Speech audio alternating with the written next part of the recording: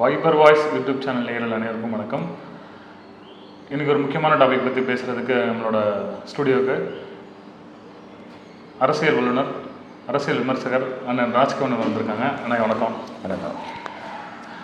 அதாவது என்ன முக்கியமான டாபிக் அப்படின்னா, இன்றைக்கி மதுரையில் சிவகங்கை மாவட்டம் கீழடி அந்த பகுதியை சுற்றி உள்ள ஒரு இடத்துல திமுக தலைமையில் ஒரு ஆர்ப்பாட்டம் நடந்திருக்கு, ஒரு போராட்டம் நடந்திருக்கு. அந்த போராட்டத்தோட நோக்கம் என்ன அப்படின்னா, மத்திய அரசு கீழடி நாகரிகத்துக்கு அங்கீகாரம் கொடுக்க மாட்டுறாங்க, ஒரு தமிழரோட வரலாறு, மூத்த வரலாறு அது கொடுக்க மாட்டுறாங்க சொல்லி அது தமிழர் வரலாறு மறைக்கப்படுது அப்படின்னு நோக்கத்தோடு இந்த ஆர்ப்பாட்டம் நடந்திருக்கு. அதை பற்றி நீங்கள் என்ன நினைக்கிறீங்க? வணக்கம். அதாவது தமிழர் நாகரிகம் என்பது மிக உன்னதமான நாகரிகம், மிக பழைய கால நாகரிகம். மனிதன் தோன்றிய காலத்திலிருந்து, மனித நாகரிகம் ஏற்பட்ட காலத்திலிருந்து முதுமொழியாக, மூத்த மொழியாக தமிழ் மொழி விளங்கி கொண்டிருக்கிறது என்பதற்கு ஐயமில்லை.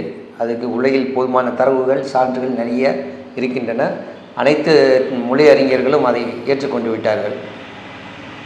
ஆனால் அதற்கு போதுமான வலு இருக்கிறதா ஆதாரங்கள் என்று கேட்டால், ஆதிச்சநல்லூர், அதே போல் கீழடி நாகரிகம், இதெல்லாம் ஒரு முக்கியமான ஒரு தமிழர் நாகரிகத்திற்கான ஒரு அடையாளங்கள்.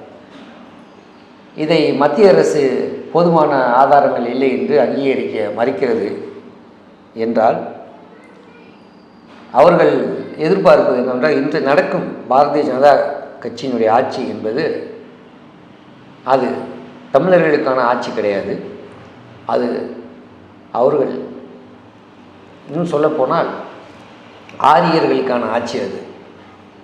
அதில் ஆரியர்கள்தான் உயர்ந்தவர்கள், மற்றவர்கள் அவர்களுக்கு கீழே என்னும் போக்கில் அவர்கள் சிந்தனை இருப்பதால் அவர்கள் அதற்கான ஆரிய என்ற அந்த இதுக்கு வலு சேர்க்குமாறு ஏதாவது ஆதாரங்கள் கிடைத்தால் அறிவித்திருப்பார்கள். ஆனால் இது ஆரியல் வரைக்கு முன்னரே இந்த நாகரிகம், தமிழர் நாகரிகம் தோன்றிய இடம்தான் கீழடி. அப்படி இருக்கும்போது இங்கே ஆரியர்கள் அந்த போன்ற சமஸ்கிருதத்துக்கான வேலைகளே கிடையாது. அவர்கள் எதிர்பார்த்தது அது போன்ற ஏதாவது ஆதாரங்களை வைத்து நாம் அதை ஆரிய நாகரிகத்தில் சேர்த்து விடுவோம் என்று நினைக்கிறார்கள். அவர்களுக்கு தமிழர் நாகரிகம் என்று அறிவிப்பதில் மிகவும் அவர்களுக்கு ஒரு கஷ்டமான சூழ்நிலை தான். அதை அவர்கள் அறிவிக்க மாட்டார்கள். ஆனால் தமிழர்களின் வாக்குகளை பெற்று தமிழ் தமிழ் தமிழ் என்று பேசும் திராவிட கட்சிகள், குறிப்பாக திமுக, இதை மிகவும் தாமதமாக எடுத்திருக்கிறது. வருகிற தேர்தலை மனதில் கொண்டு பேசுவதாகத்தான் நான் பார்க்கிறேன். நீங்கள் சொல்வது போல மத்திய அரசு பிஜேபி ஆரிய வழியில் வருவதாக சொல்கிறீங்க. சொல்லிட்டு அந்த ஆதிக்கம், அந்த நீயா நானான்ற ஆதிக்கத்தில் ஆரிய ஆதிக்கம் மேலோங்கி இருக்குது. ஸோ இதே ஆரிய சூடுகள் ஏதாவது கிடச்சுன்னு அறிவிச்சிருப்பாங்க அப்படின்னு சொல்கிறீங்க. ஸோ அவங்க அதுக்கான விளக்கமும் கொடுத்துருக்காங்க. அந்த மத்திய அரசு எதனால் அவங்க இன்னமும் அறிவிக்காமல் இருக்கிறாங்க, விளக்கமும் கொடுத்துருக்காங்க. என்னென்னா, போதிய எவிடன்சஸ் இன்னும் கிடைக்கல எங்களுக்கு. ஸோ அதுக்கான தரவுகள் வரும்போது நாங்கள் அறிவிக்க தான் போகிறோம், இது தமிழர் நாகரிகம் அப்படின்னு அறிவிக்க தான் போகிறோம் அப்படின்ற ஒரு ஒரு விளக்கத்தை கொடுத்துருக்காங்க. ஸோ நீங்கள் சொல்வது போல் திமுக அரசு தேர்தலை நோக்கி ஒரு தமிழ் மொழி அரசியல் செய்கிற மாதிரி தான் தென்படுதுன்னு பரவலாக பேசப்படுது. அடுத்த ஒரு கேள்வி என்ன அப்படின்னா, தமிழ் மொழி என்று பேசும் திமுக அரசு ஏன் திராவிட முன்னேற்ற கழகம் என்ற பெயரை வைத்துள்ளது? தமிழர் முன்னேற்ற கழகம் அந்த மாதிரி வச்சிருக்கலாமே. அவர்கள் திராவிடர்கள், தமிழர்கள் அல்லாதவர்கள், அவர்களுக்கு வசதியான பெயர் திராவிடம். அது அவர்கள் திராவிடர்கள் தான் சொல்ல முடியும். நம்ம தமிழ்நாட்டில் அவர்கள் திராவிடம் என்று சொல்வது தமிழர்களுக்கு கடினமாக இருக்கிறது. தமிழர்கள் தான் விழித்துக் கொள்ள வேண்டும் ஒழிய அவர்கள் என்ன செய்வார்கள்? அவர்கள் மொழியை அவர்கள் தூக்கி பிடிக்கிறது. அவர்கள் திராவிடர்கள், அதனால் அவர்கள் திராவிடம் தான் சொல்லுவார்கள். மக்கள் விழிக்காதவரை இது எல்லாமே நடக்கும். தமிழ்நாட்டை தமிழர்கள் ஆட்சி செய்யும் வரை இது போன்ற தமிழர்களுக்கு எதிரான செயல்பாடுகள் தொடர்ந்து நடக்கத்தான் செய்யும். சரி, நீங்கள் சொல்வது போல தமிழர்கள் தான் தமிழ்நாட்டை ஆள வேண்டும் என்ற ஒரு கருத்தை முன்னிறுத்தி பலதரப்பட்ட அரசியல் கட்சிகள் வந்து தற்போது வரை அதற்கான ஏற்பாட்டையும் வேகத்தையும் செயலும் வேகப்படுத்தி கொண்டிருக்கின்றது. அதன் போல பார்க்கும்போது நாம் தமிழர் கட்சி சொல்வது போல நீங்கள் சொன்ன அந்த கருத்தை முன்னிறுத்தி முழுக்க அரசியல் செய்கிறாங்க. ஸோ அது சாத்தியமா? அடுத்த கேள்வி. நிச்சயமாக ஏற்கனவே தமிழர்கள் தான் தமிழ்நாட்டை ஆண்டு கொண்டிருந்தார்கள். இடைப்பட்ட காலத்தில் நிறைய வந்தேரிகள் வந்து தமிழகத்தில் ஊடுருவி சில தமிழ் கலாச்சாரம் இவையெல்லாம் திருடி கொண்டு இந்த தமிழர்களை ஏதோ வந்தேரிகள் போன்று நினைக்க தோன்றி ஆரம்பித்து விட்டார்கள். அவர்களுடைய செயல்பாடுகள் அப்படித்தான் இருக்கின்றன. இதில் நமக்கான கலாச்சாரம், நமக்கான மொழி, நமக்கான பண்பாடு இவைகளை நாம் தான் இதை சரி பாதுகாக்க வேண்டும், நாம் தான் உறுதிப்படுத்த வேண்டும். அடுத்தவரை நம்ம எதிர்பார்ப்பது இது தவறு. அவர்கள் வந்தேரிகளிடம் போய் நாம் எப்படி எதிர்பார்க்க முடியும்? சரி, தற்போது நீங்கள் சொல்கிறது போல் ஆரியா, திராவிடம், தமிழ் அப்படின்ற ஒரு பிரிவினை இன்டெப்த்தாக உள்ள வேரூன்றி கிடக்கு இல்லையா? ஸோ ஒருவேளை ஆரியம் அதாவது பிஜேபி அரசாங்கம் தமிழ் அந்த கீழடியோட அகழ்வாய்வு மேற்கொண்டு அதை வந்து தமிழ் நாகரிகம் மூத்த நாகரிகம் என்று அறிவித்தால் என்ன பலன்? அறிவிக்காமல் விட்டால் என்ன பலன்? அதுக்கான எதுக்காக இதை வைத்து திமுக அரசியல் செய்ய வேண்டும்? அவர்கள் அறிவிக்கட்டும், அறிவிக்காமல் போகட்டும். சூரியனை 2 கைகளை வைத்து மறைத்து விட முடியாது. தமிழ் மொழி மூத்த மொழி என்பது உலகிற்கே தெரியும். இந்தியாவிற்கு வெளியே தமிழை கொண்டாடுகிற சீனர்கள், ஜப்பானியர்கள், கொரியர்கள், இப்படி எல்லா நாட்டினரும் தமிழ் மொழியை இன்னும் தாய்மொழியாக அவர்கள் ஏற்றுக்கொண்டிருக்கிறார்கள். ஆனால் இங்கு வேறு ஒரு, அதாவது மத்தியில் இன்று இருக்கும் ஆட்சியாளர்கள் அவர்களுக்கு என்ன நெருடல் என்று தெரியவில்லை. தமிழ்நாட்டில் ஆட்சி செய்ய வேண்டும், தமிழ்நாட்டில் பாஜக ஆட்சியை பிடிக்க வேண்டும் என்று எண்ணம் அவர்களுக்கு உண்மையிலே இருந்திருந்தால் இதுவரை அவர்கள் தாமதம் செய்திருக்கக்கூடாது.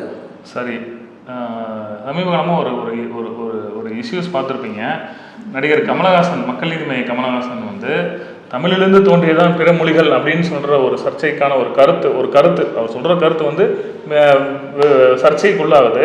அப்போது கர்நாடகத்தில் ஆளக்கூடிய காங்கிரஸ் அரசு வந்து நீங்கள் இதுக்கான விளக்கத்தை கொடுங்க, ஒரு மன்னிப்பு கேளுங்க அப்படின்னு சொல்கிறாங்க.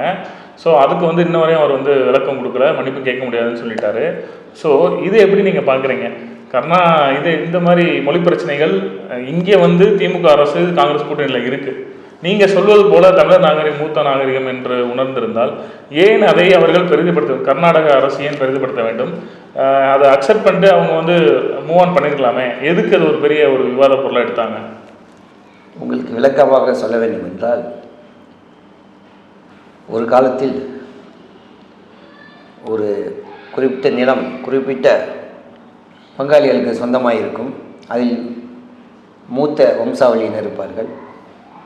பின்னாளில் இவர்கள் தனியாக பிரிந்து சென்ற பிறகு அவர்களுக்கென்று ஒரு பாதை அமைத்து விட்டு போகும்போது இந்த பழைய அடையாளத்தை அவர்கள் ஏற்றுக்கொள்ள மாட்டார்கள். அப்படித்தான் கர்நாடகா அதை ஏற்றுக்கொள்வதனால் ஏதோ இவர்களுக்கு நாம் கீழே என்பது போல எண்ணம் வந்துவிடும் என்னும் ஒரு தாழ்வு மனப்பான்மை காரணமாக அப்படி பேசியிருப்பதைத்தான் நான் எடுத்துக்கொள்கிறேன். அவர்கள் எப்படி வேணால் பேசிக்கொள்ளட்டு, நமக்கு அதை பற்றி நமக்கு கவலைப்பட வேண்டிய அவசியம் இல்லை. ஆனால் கமல் முதலில் மறுத்தார். பின்னர் அவர் ஒரு நடிகர், அவர் தொழில் ரீதியாக வேறு வழி இல்லை, செய்துதான் ஆக வேண்டும். அது நிச்சயமாக அவர் மன்னிப்பு கேட்டாலும் சரி அல்லது அதிலிருந்து பின்வாங்கினாலும் சரி, அதை தவறென்று நம்ம எடுத்துக்கொள்ளக்கூடாது. ஒரு தொழில் ரீதியாக அவருக்கான அந்த பின்னடைவை அவர் சந்திக்க வேண்டி இருக்கும் காரணத்தால் அதை திரும்ப பெற்றிருந்தாலும் கூட ஒன்றும் தவறு இல்லை. ஆனால் அவருக்கு ஆதரவாக கனிமொழி அவர்கள் பேசவில்லை. அதை பற்றி பத்திரிகையாளர் கேள்வி கேட்கும்போது எனக்கு தெரியாது அது என்று மழுப்பிவிட்டு நகர்ந்து விட்டார். நான் ஏற்கனவே சொன்னபடி தமிழர்களாக இருந்தால் அந்த உணர்வு அவர்களுக்கு இருக்கும். கர்நாடகாவில் அவர்கள் தொழில் நிறுவனங்கள் நிறைய இருக்கின்றன. அதையெல்லாம் மனதில் வைத்து கொண்டு அவர்களுக்கு தோதாக பேசுவார்கள். அவர்கள் இன்று மட்டுமில்லை, கச்சத்தீவாகட்டும், 2009ஆம் ஆண்டு ஈழத்தமிழர் அழிவாகட்டும், இன்னும் பல தமிழர் விரோத செயல்களில் அவர்கள் ஏற்கனவே பல முறை நம்மை காட்டி கொடுத்திருக்கார். ஆனால் அதை தாண்டி தமிழ்நாட்டில் அரசியல் அவர்களால் செய்ய முடிகிறது என்றால் நாம் இங்கே தான் சிந்தித்து பார்க்க வேண்டும். தமிழர்கள் எந்த அளவிற்கு நாம் இன்று மதம், மொழி ரீதியாக, ஜாதி ரீதியாக பிரிந்து கிடைக்கிறோம். நமக்குள் ஒரு ஒற்றுமை இல்லை. ஒற்றுமை இல்லாத போது வந்தேரிகள் எது வேணாலும் சொல்லத்தான் செய்வார்கள். எனவே கீழடி நாகரிகம் என்பது தமிழர்களின் நாகரிகத்திற்கான ஒரு அடையாளம். அதை யாரும் அறிவித்தாலும் அறிவிக்காவிட்டாலும் அது நமக்கு ஒரு நீண்ட பாரம்பரிய கிட்டத்தட்ட 5000 ஆண்டுகளுக்கு முன்னர் தமிழர் நாகரிகம் எப்படி இருந்தது என்பதற்கான ஒரு அடையாளம்தான். எனவே இவர்கள் இன்று போராட்டம் செய்கிறார்கள், உண்மையிலேயே போராட்டம் செய்திருந்தால், அந்த அக்கறையோடு செய்திருந்தால், இதற்கு முன்னர் அவர்கள் தவறாகவே நடந்திருந்தால் கூட அதை மன்னித்து இனிமேல் அவர்கள் எடுக்க போகின்ற நடவடிக்கை தமிழுக்கான ஆதரவான நடவடிக்கைகளை நிச்சயமாக வரவேற்க தான் செய்ய வேண்டும். இனிமேலாவது அவர்கள் திருந்தி உண்மையிலேயே தமிழர் நாகரிகம் என்று அவர்கள் அதை அறிவிப்பதற்கான வேலைகளை செய்தார் என்றால் நிச்சயமாக நாமளும் வாழ்த்துவோம். நன்றி அரசியல் விமர்சகர் அவர்களே. எளிமையான முறையில் நீங்கள் திமுக அரசாங்கம் ஒரு புறம் தமிழை வைத்து அரசியல் செய்தாலும் மறுபுறம் சற்று பார்க்கும்போது அது ஒரு பாசிட்டிவாக தான் இருக்குது. உண்மையில் அவர்கள் தமிழ் மொழியை மீது பற்று உள்ளவராக அந்த ஆர்ப்பாட்டத்தை நடத்தியிருந்தார்கள். அப்படி என்றால் அதை வரவேற்கலாம் என்று சொன்னீங்க. நிச்சயமாக தமிழர்களின் உணவை, தமிழர்கள் போடும் சாப்பாடை சாப்பிட்டு கொண்டு தமிழர்களுக்கு எதிராக யாரும் செயல்படக்கூடாது. அதுதான் நமது தாழ்மையான வேண்டுகோள். நிச்சயமாக கடந்த காலத்தை மறந்து இனிமேல் உள்ள காலத்திலாவது தமிழ் மொழி, கலாச்சாரம், பண்பாடு, நாகரிகத்தை உயர்த்தி பிடிக்க வேண்டும் என்பதுதான் என்னுடைய தாழ்மையான வேண்டுகோள். நன்றி. தங்கள் எண்ணம் ஈடேற நமது வைபர் வாய்ஸ் சேனல் வழியாக நன்றிகளை தெரிவித்துக் கொள்கிறேன்.